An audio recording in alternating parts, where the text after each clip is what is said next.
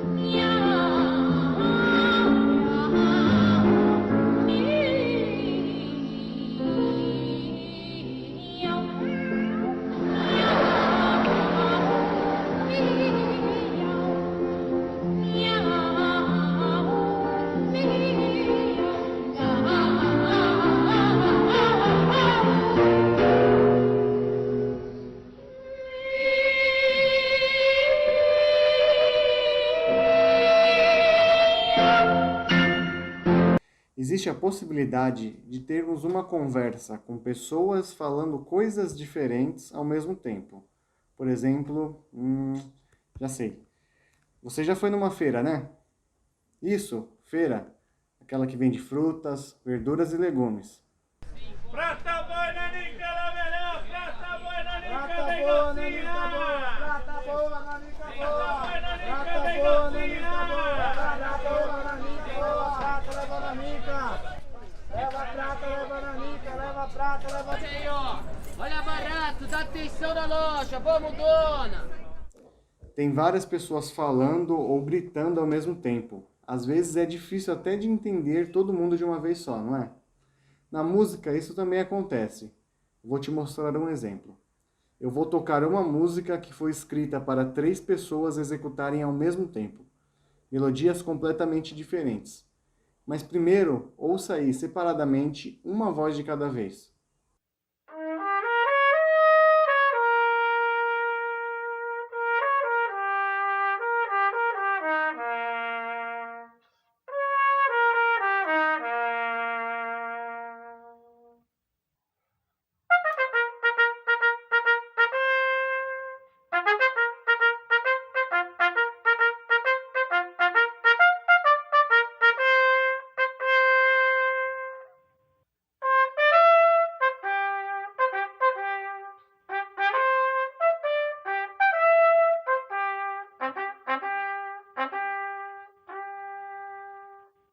Agora, vamos ouvir os 3 instrumentos falando ao mesmo tempo.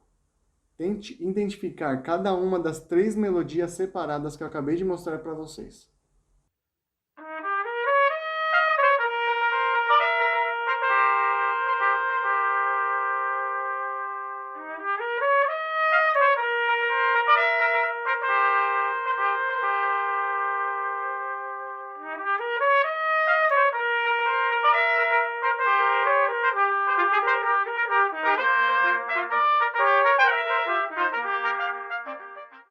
essa é mais uma das possibilidades que a música instrumental possui.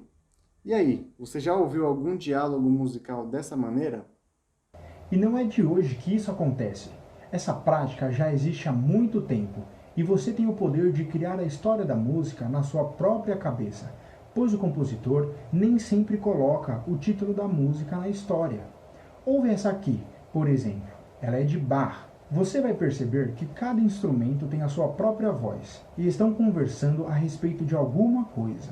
Me diga, eles parecem estar conversando sobre algo sério ou sobre algo engraçado?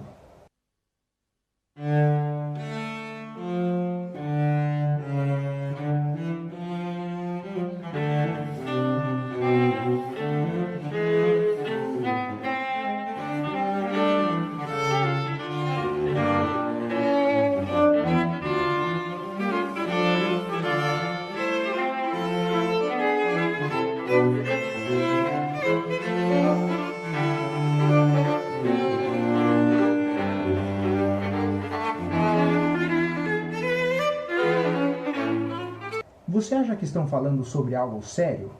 Porque eu acho. Você reparou que começa com uma pessoa introduzindo um assunto e os demais vão entrando falando sobre aquele assunto, dando suas opiniões a respeito? Esse é um jeito de mostrar a conversa entre os instrumentos. Instrumentos diferentes conversando entre si a respeito de um mesmo assunto. Mas isso pode ser feito por um instrumento sozinho também. Ou seja, um instrumento só faz todos os personagens de uma história. Normalmente um instrumento grande, com muitas notas, para poder fazer a voz de todo mundo. Mas com instrumentos menores também dá. Por exemplo, esse aqui que a gente vai mostrar agora, que é o violino. Vou mostrar para você que um pequeno instrumento também consegue contar uma história com vários personagens. Perceba aqui que o assunto, que o tema da história é esse aqui, ó. Pam, pam, pam, pam, pararam, pam, pam, pam. E as outras vozes vão entrando e dialogando entre si, mas num instrumento só.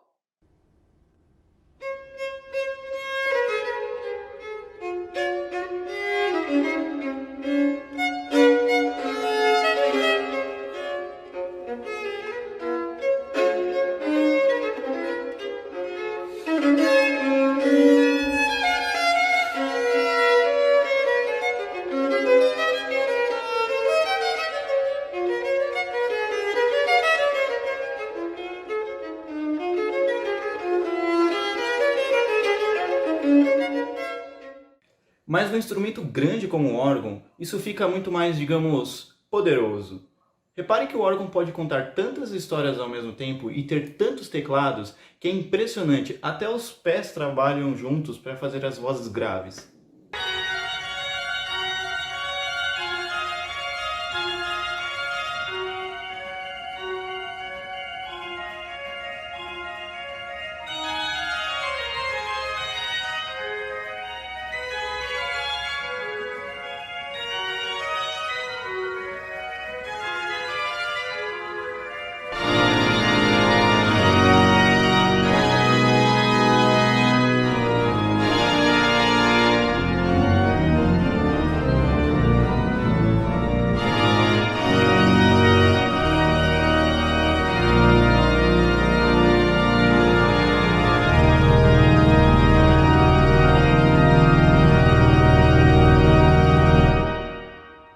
Muito legal, que sonzão! Então é isso, pessoal. Hoje mostramos para vocês que na música também é possível fazer diálogos, assim como nos livros, usando para isso vários instrumentos ou um único instrumento, mas com grandes capacidades técnicas. Nosso muito obrigado e até a próxima!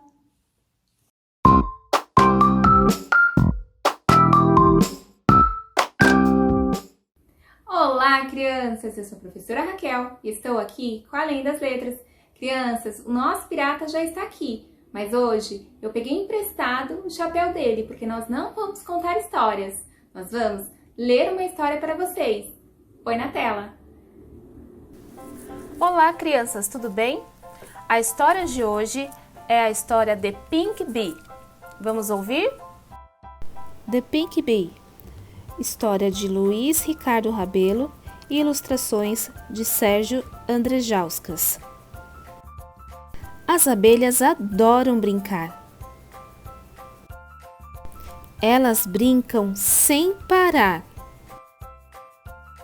Vamos brincar, elas dizem, vamos lá! Hoje, alguém diferente está no ar. Mas que abelha curiosa, vejam só, é uma abelha rosa. Uma das abelhas disse assim: a abelha rosa não é igual a mim. A abelha rosa só queria brincar.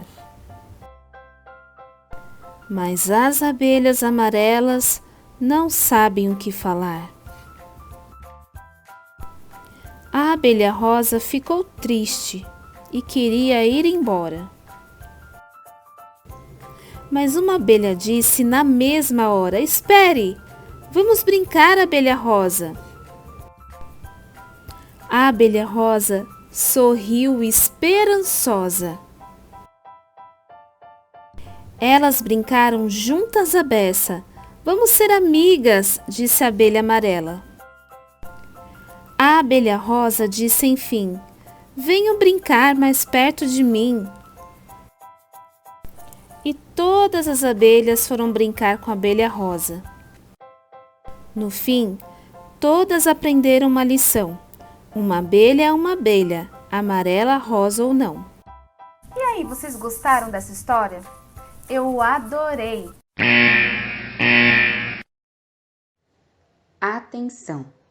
Se você avistar em sua casa uma colmeia, não tente remover. Chame os órgãos responsáveis para fazer a retirada. Qualquer pessoa não autorizada a manejar o animal deve evitar a interação direta ou indireta com o inseto, pois a interação indevida pode trazer sérios riscos de acidentes. Começando o jogo das rimas, a palavra é mel. Qual palavra rima com mel? Pincel ou lápis? Se você acha que a alternativa 1, pincel, aponta para a tela. Se você acha que a alternativa 2, lápis, aponta para a tela. A palavra que rima com mel é pincel. Próxima palavra, abelha. A palavra abelha rima com alternativa 1, zangão, ou alternativa 2, orelha. Aponta para a tela para a alternativa que você achar correta. Orelha. Abelha, orelha. A próxima palavra é favo. Favo. A palavra favo rima com céu ou rima com bravo? Aponta para a tela para a alternativa que você acha correta. Bravo, favo, bravo. A próxima palavra é colmeia. A palavra colmeia rima com alternativa 1, azaleia, alternativa 2, jasmim. Aponta para a tela.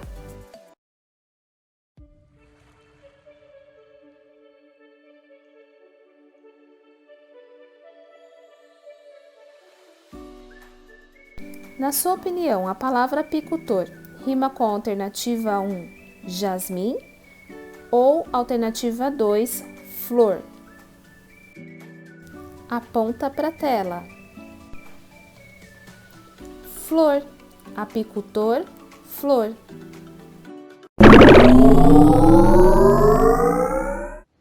Posso matar uma abelha? Você sabia que as abelhas são protegidas pela Lei número 9.605 de 1998?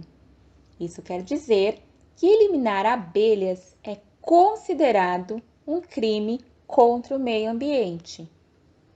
Além de ser um animal protegido, precisamos lembrar que na natureza tudo está interligado e quando interferimos seja positivamente ou negativamente, estamos interferindo também no nosso bem-estar. Boa parte dos alimentos que comemos, direta ou indiretamente, tem o trabalho de polinização das abelhas.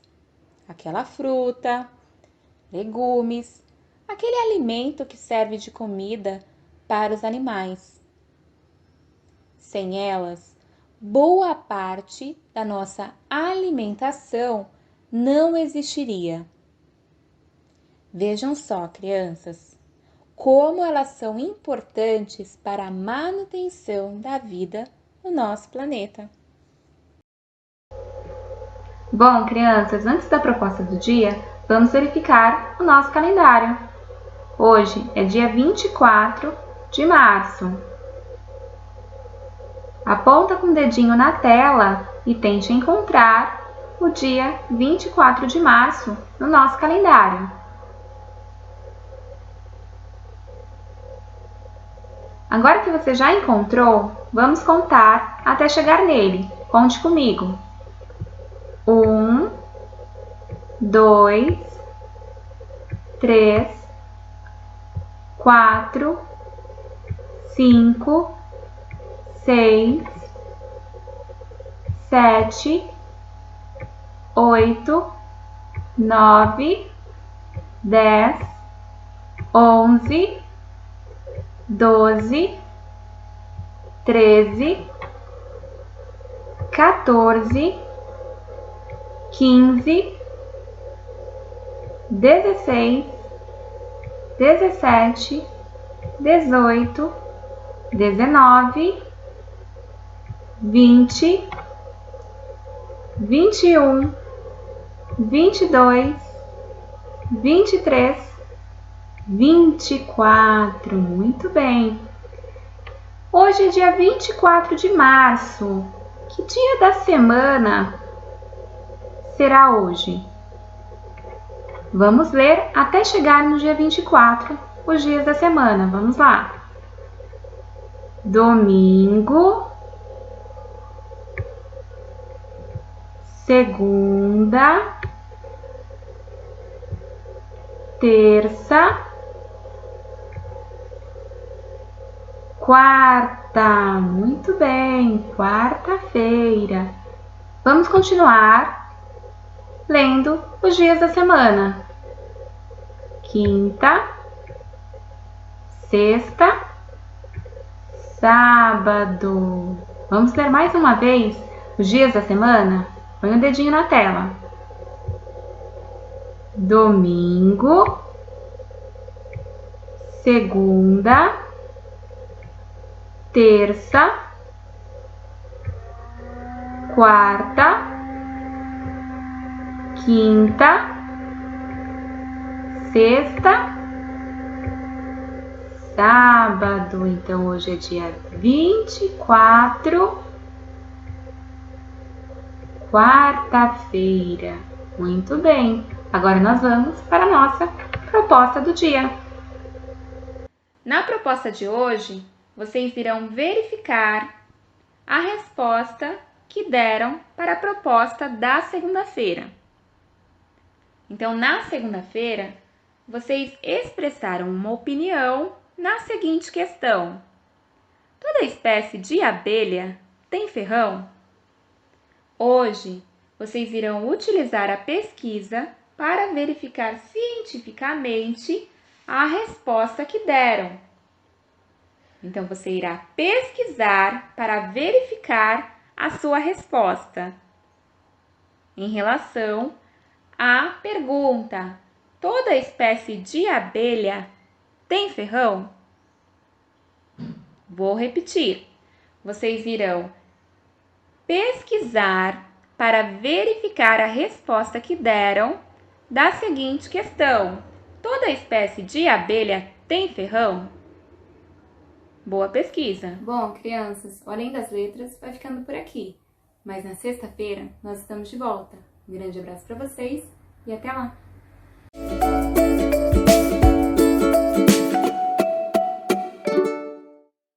Olá, pessoal! Já chegamos no desafio do dia. Passou rápido, né? E eu quero começar já dando os parabéns para vocês pelas teias incríveis que eu recebi. Eu contrataria vocês para minha confecção, viu? E como foram as descobertas sobre animais peçonhentos, venenosos? Conversaram bastante com os colegas? Com as famílias? Deram bastante trabalho para os professores? Ah, mas essas conversas ainda são momentos únicos. Essas trocas é que enriquecem tudo aquilo que nós fazemos diariamente. Então eu fico muito feliz de poder contribuir um pouquinho com tudo que vocês estão fazendo por aí, tá bom? Mas agora chega de conversa e já vamos descobrir o que o nosso especialista em insetos, o entomologista Everton, trouxe hoje de curiosidade. De quem serão os vídeos que vão aparecer por aqui hoje? Everton, pode chegar!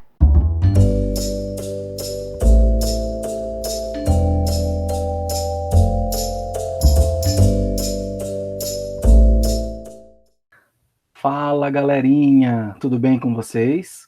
Estou aqui mais uma vez para responder mais algumas dúvidas que vocês têm sobre os insetos. Vamos lá? Vamos começar? Então a primeira pergunta é a pergunta da Gabriele. Fala pra gente, Gabriele, qual que é a sua dúvida? O que você gostaria de saber sobre os insetos? Boa tarde, meu nome é Gabriele e eu sou do 4º ano E minha curiosidade é por que as libélulas aparecem só em dia de chuva. Olha só que legal, interessante, né? Ela quer saber por que as libélulas aparecem só em dias de chuva. Mas será que é só em dias de chuva mesmo?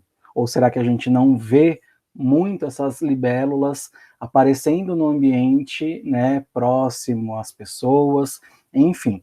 Mas uma característica bem importante que a gente precisa saber é que as libélulas, elas precisam da água para continuar o seu ciclo de vida, o seu ciclo reprodutivo. Então, em qualquer pocinha de água que elas encontrarem, elas vão depositar lá os seus ovos, e esses ovos eclodem e formam as larvas, que elas dependem da água para continuar o seu processo de desenvolvimento. Respondido, Gabriele. Muito obrigado pela sua pergunta.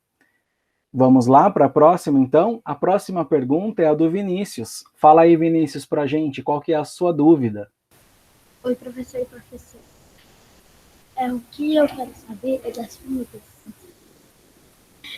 Eu quero saber onde que elas vivem, como que é a vida delas, o que elas comem.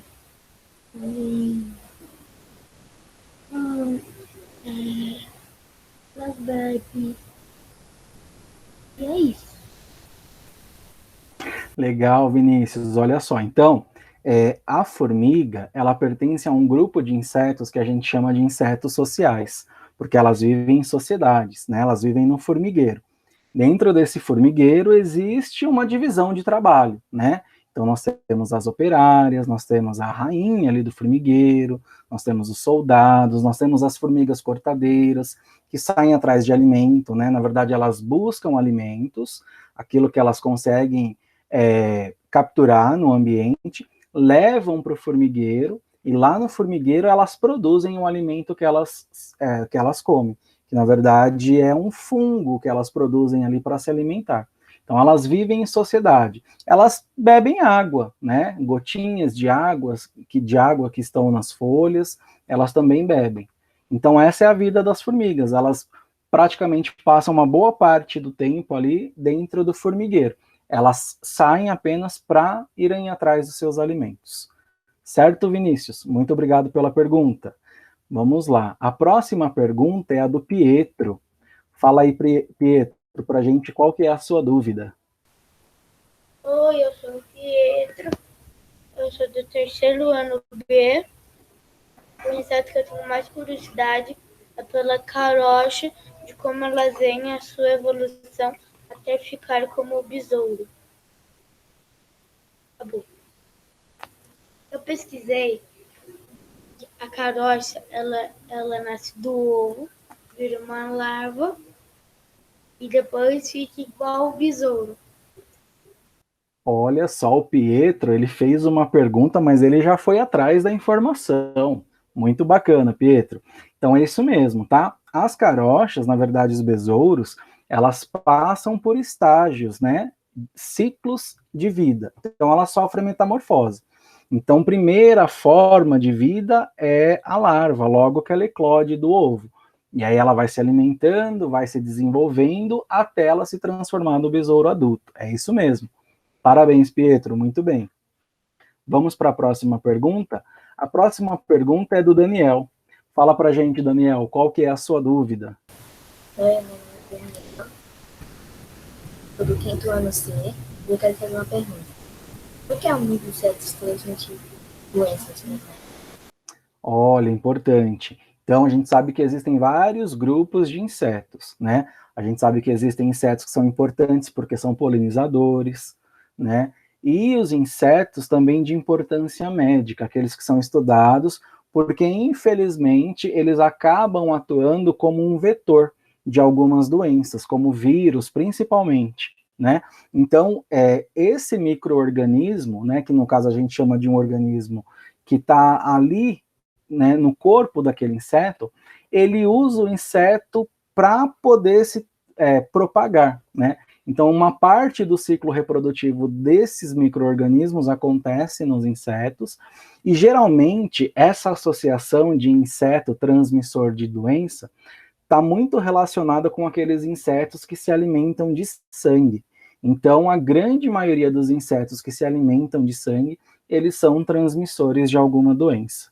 Ok? Muito obrigado pela pergunta, Daniel. Espero ter respondido e tirado sua dúvida.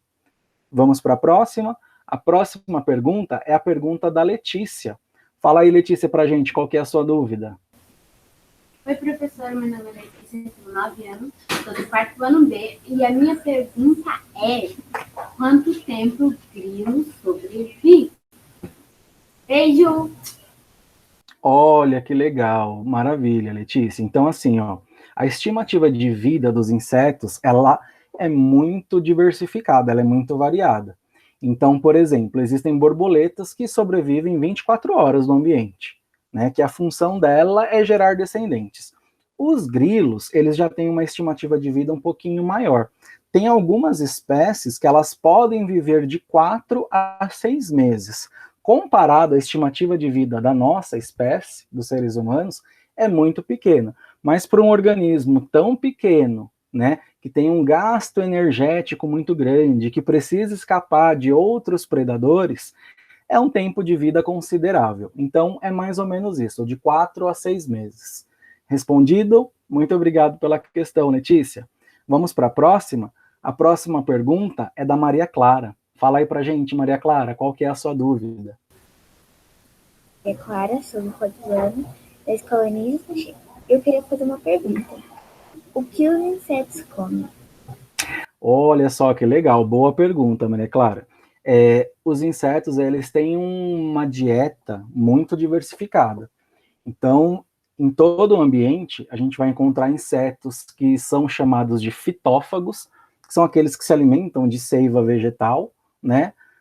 Daquilo que a planta produz, do néctar da planta, do açúcar da planta. Existem outras espécies que a gente chama de hematófago, são aqueles que se alimentam de sangue, e tem outras espécies que se alimentam de matéria em decomposição, que se alimentam de carne de outros animais quando eles estão mortos. Então, eles têm uma dieta muito diversificada. E o legal é que cada fase de vida dos insetos, ele vai apresentar um tipo de hábito alimentar. Então, isso diminui a competição entre eles. Por isso que é um grupo muito diversificado, um grupo muito grande que existe no ambiente. Respondido, Maria Clara. Muito obrigado pela sua pergunta.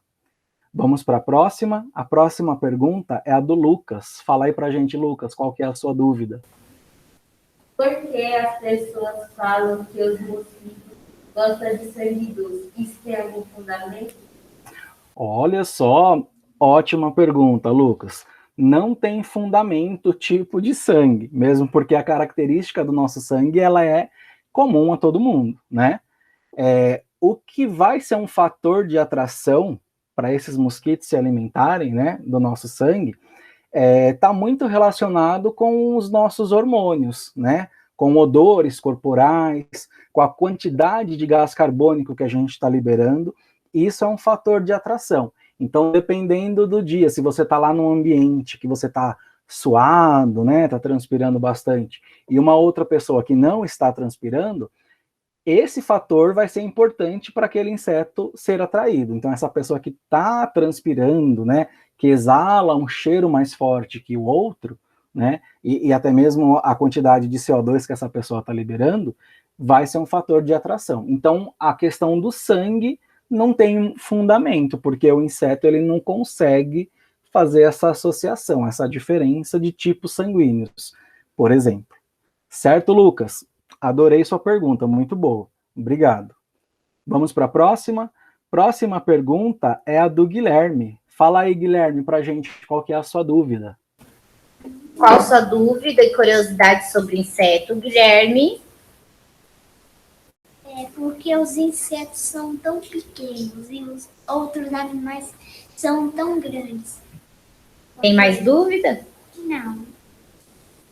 Só essa sua dúvida dos insetos? Eu só queria saber. Olha só que legal, Guilherme. Então, esse tamanho dos insetos, comparado aos outros animais, a gente precisa entender que uma das características mais importantes desse grupo é o fato deles voarem, né? Então, imagina um animal muito grande voando, seria um pouco estranho e difícil, né? Se bem que os insetos primitivos, né, os insetos mais antigos, eles tinham tamanhos gigantes. Por quê? Porque tinha muito mais oxigênio no ambiente.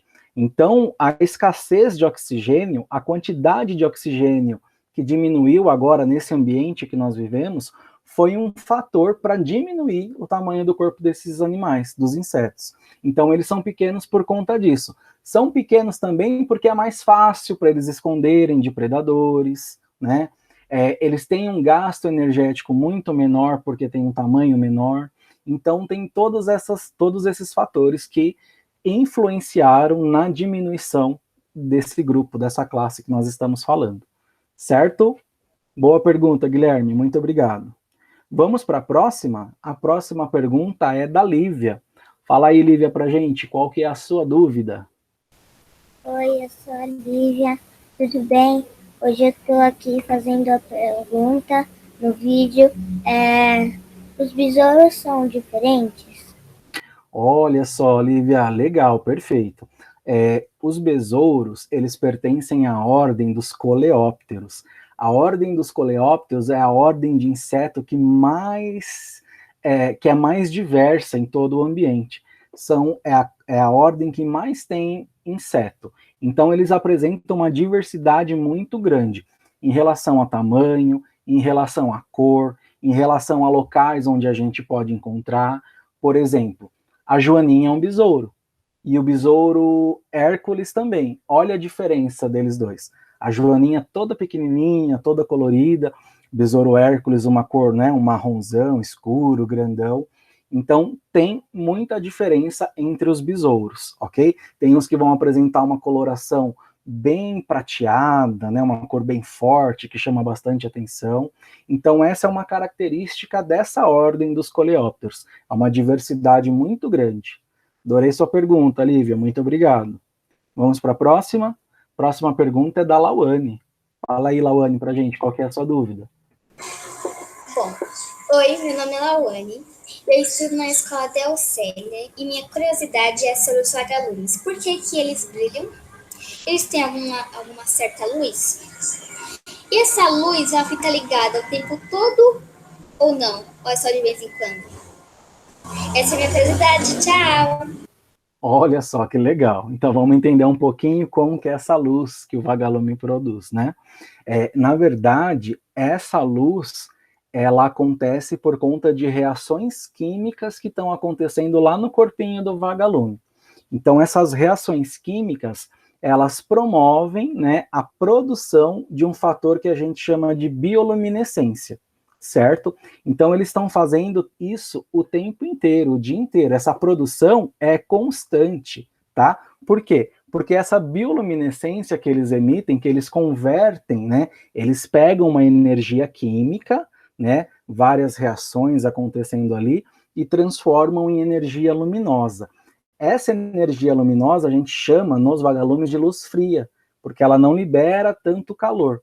E isso para ele é algo normal, ele está fazendo com frequência durante o dia e à noite. Claro que à noite fica muito mais evidente, a gente consegue ver, durante o dia nem tanto.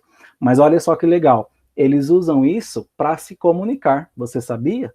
Então essa luz que eles emitem, essa bioluminescência, é para comunicação entre os vagalumes. Legal? É isso, galera. Espero que vocês tenham gostado. Espero que eu tenha respondido as dúvidas e as curiosidades de vocês. E esperem que vão ter mais vídeos. Muito obrigado e um beijo grande para todos vocês. Até o próximo. Arrasaram! Perguntas incríveis, respostas maravilhosas e vamos seguir com muitas descobertas ainda, tá bom? Então, hoje nós vamos falar um pouquinho a respeito da distribuição regional de alguns seres vivos. Para isso, vamos passear novamente pelas regiões do Brasil. O ano passado, eu conversei um pouquinho com vocês sobre as regiões. Eu tinha um mapa aqui no meu painel falando dessas regiões. Então, começamos lá da região Nordeste, falamos do descobrimento, passamos pela região Sudeste e todo o seu processo de urbanização, o frio da região Sul, a região Centro-Oeste e lá a região Norte, onde temos a floresta amazônica. Será que essas características, né, que nós temos nas diferentes regiões interferem na distribuição dos seres vivos?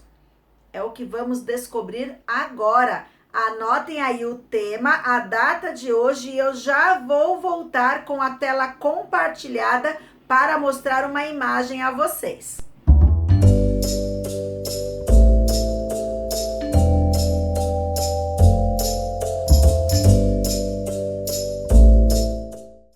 Então, olha só, turma, quero ver quem vai se lembrar desse mapa, onde nós temos as regiões do Brasil. Nós, o ano passado, conversamos bastante sobre essas regiões. A Pro tinha colocado o mapa aqui, como eu acabei de lembrar vocês, e nós fomos viajando desde a região Nordeste, compreendendo os aspectos culturais, falando um pouquinho sobre a biodiversidade, o clima, o relevo. Então, nós exploramos bastante as 5 regiões que nós temos no nosso país.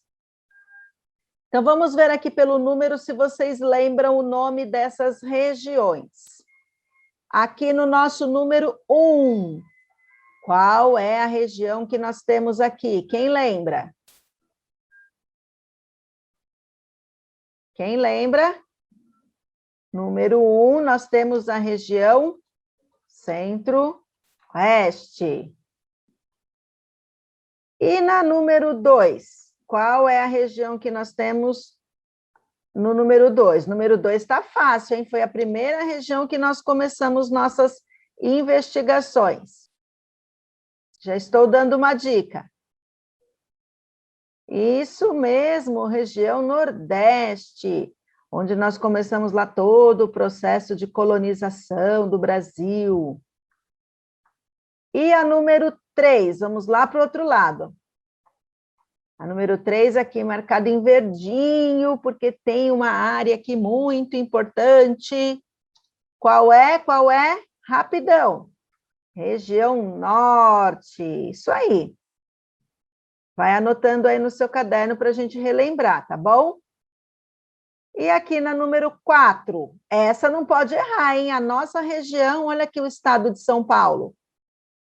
Região Sudeste. Região, uma das mais urbanizadas, né? Teve todo aquele movimento do ciclo do café e todo o desenvolvimento social e econômico. E a última região aqui embaixo, em azul, qual região que é? Ai, lá é muito frio, lembra?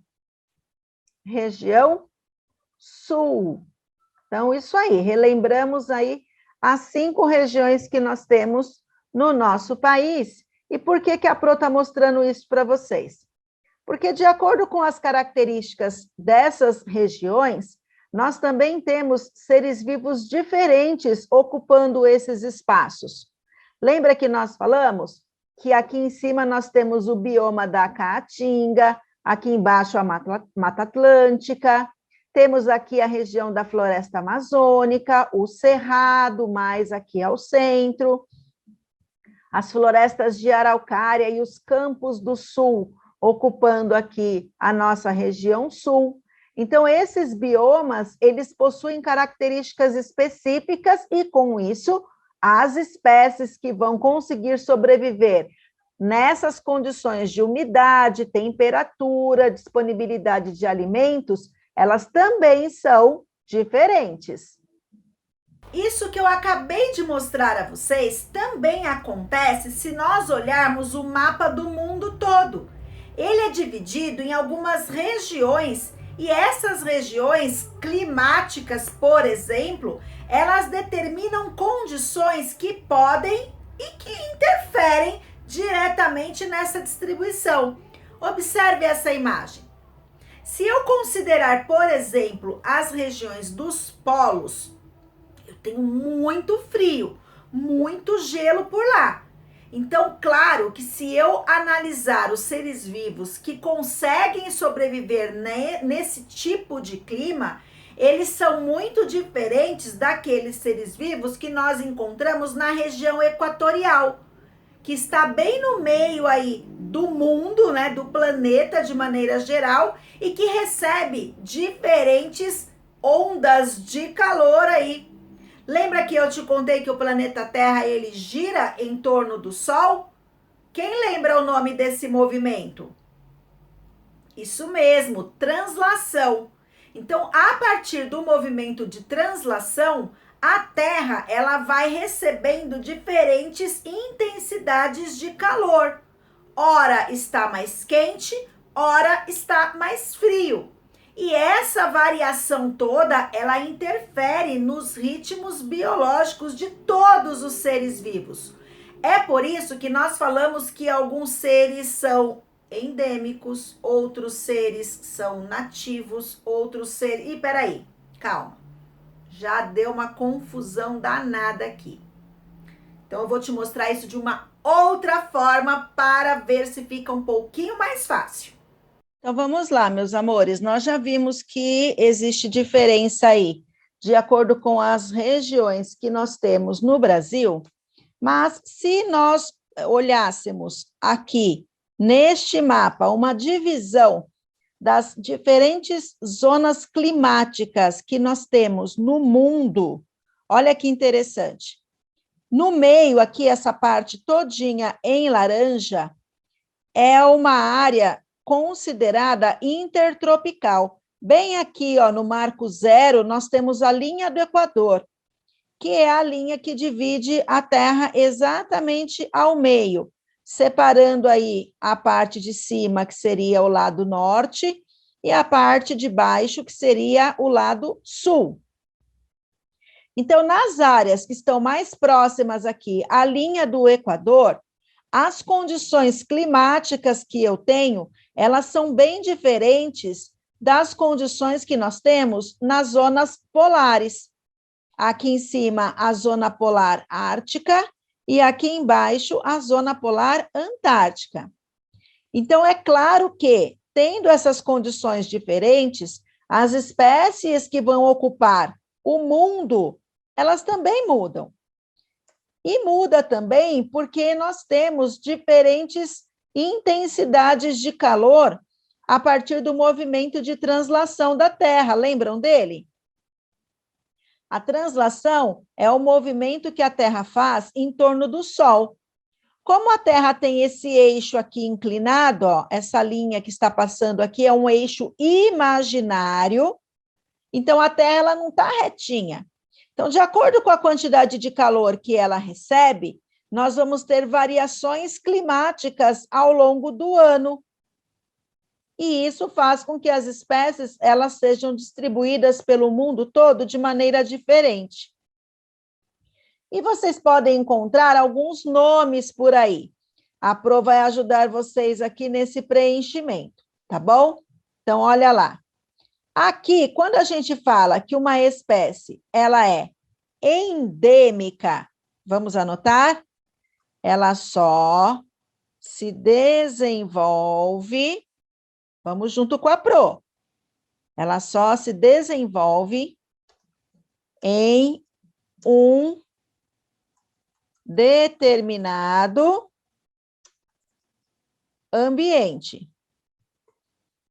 Então, uma espécie, ela é endêmica de um lugar quando ela se desenvolve só naquele ambiente, tá bom? Então, endêmica. E uma espécie nativa, vocês sabem o que que é? Pensa aí. Uma espécie nativa é quase igual à endêmica, tá? Que ocorre naturalmente em um ambiente. Então, nativa, quando ela ocorre naturalmente em um determinado ambiente, ela não foi introduzida naquele local. Aí nós temos aqui um outro termo que aparece bastante, de acordo com essa distribuição, que é o de espécie exótica. A espécie exótica, ela é introduzida em um ambiente. E aí, quando a gente ouve a palavra exótica, dá a impressão que é uma espécie diferente de bonita, mas não é. Ela é diferente porque ela não faz parte naturalmente daquele local, e aí ela é introduzida acidentalmente ou para o comércio. Então, por exemplo, um navio que vem lá da Europa, ele pode ter no casco dele algumas espécies presas ali naquele navio. E aí esse navio chega aqui no Brasil. As espécies que estão ali, elas podem conseguir encontrar condições muito favoráveis para elas ficam aqui no nosso território, se reproduzem e se espalham por diferentes ambientes. Mas aí ela vai começar a competir com as espécies que são nativas daqui. E isso pode provocar um grande desequilíbrio, viu? Vamos para o último aqui, uma espécie cosmopolita. Que nome diferente. O que é isso, Pro? É aquela que se desenvolve em qualquer lugar do mundo. Então, cosmopolita não depende do clima, não depende do ambiente, não depende de nada. Ela pode aparecer em qualquer lugar do mundo. Então, é por isso que nós temos essa diferença. O mundo ele é dividido em áreas específicas, com condições específicas, e é claro que isso vai interferir na distribuição que nós temos dos seres vivos. Tá bom? Se não deu tempo de anotar tudo agora, não tem problema, depois você volta e, junto com os seus professores, vocês exploram mais esses significados e deixam aí tudo bem completinho, bem bonito no caderno, tá bom? Agora eu tô com outra dúvida. Já mostrei o globo de novo, mostrei as regiões climáticas, mas ainda não consegui esclarecer uma dúvida. E uma amiga me trouxe uma lista aqui com o nome de alguns seres vivos para que eu tentasse descobrir de onde eles são. Nessa lista tem, por exemplo, o urso panda. Ele é tão fofinho, né? Mas por que eu não tenho urso panda aqui no Brasil? Vocês saberiam me dizer de onde é o urso panda? Ah, eu não sei o que eu vou fazer. Quem aí topa me ajudar? Eu mostro a lista para vocês. Vocês continuam investigando junto comigo para ver se conseguimos descobrir de onde são esses seres que estão na lista. Quem topa me ajudar? Topam? Ai, que bom! Então, olha só a lista que eu vou compartilhar com vocês. Então, olha só. Nessa lista, nós temos canguru, o urso polar, o pinguim, o dragão de Komodo, um ornitorrinco, o panda, o tigre siberiano, o bisonte, o unicórnio, a arara azul, a sucuri e a capivara. Essa foi a lista que a minha amiga deixou aqui e que nós precisamos descobrir de onde são esses seres vivos. Bom, então essa já é a primeira parte do meu desafio para vocês. A segunda parte é o seguinte: se vocês tivessem um superpoder de criar um ser vivo novo, como seria esse ser vivo e o que ele faria? Então, registrem com um desenho bem legal essa criação, compartilhem com a Pro, vocês já sabem qual é o caminho, não sabem? Para o desafio do dia, hashtag desafio do dia ou hashtag saberes em casa. Envie a sua foto e conte, não só um desenho, tá? Eu quero que você me conte o que esse ser vivo seria capaz de fazer. Então, 2 missões para hoje. A primeira, me ajudar com essa super lista. E a segunda, criar um ser vivo aí de acordo com as condições que nós temos aqui no nosso país, pensando principalmente no que esse ser vivo seria capaz de fazer. Tá bom? Então, caprichem aí. Na sexta-feira eu espero vocês. Até lá!